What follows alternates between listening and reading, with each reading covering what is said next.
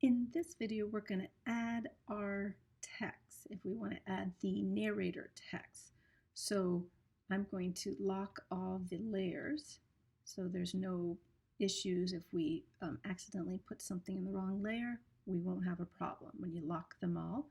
We're going to create a new layer, and I'm going to drag that layer to the top. Make sure that's to the top, and I'm going to call that the narrator text.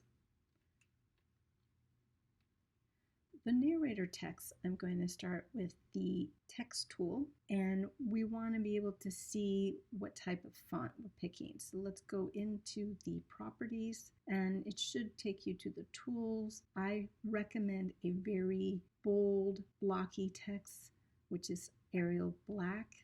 We'll start off with the 32, and I'm going to change the fill color to be black. I already have my text edit open, which would give me where I've already typed in the dialogue. I'm going to copy Command C, and then I'm going to go back to my Animate CC. I'm going to click and I'm going to paste Command B. I'm going to move the selection tool or use the selection tool, and what happens is you're going to have the text that goes right across. Now we want to be able to maybe size it and scale it. So if we want a larger font, we need to go back to the property panel and go back to sizing here. Now the other thing I would recommend is that it might need like a background color, because the black kind of blends into our background too much. So we're going to add a white background to this black text so it could really stand out.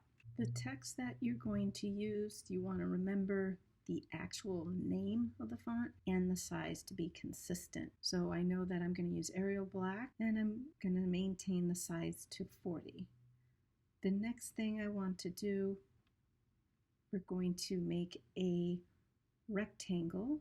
I would recommend to change the color to a white fill. So you can click here, select white, and make sure there's no stroke.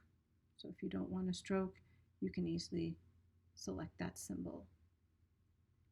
And then as you can see, it shows right here in the toolbar the color selection that I have. I'm going to go to the rectangle tool. I'm going to draw a rectangle, and it should be not too big. We don't need all that excess white. We just want it big enough to make sure that the font could be read and it fits nicely. Next, once you draw that rectangle, go to your selection tool and select it. The whole rectangle is selected. I'm going to go to Modify, Convert to Symbol. I'm going to call that a white rectangle.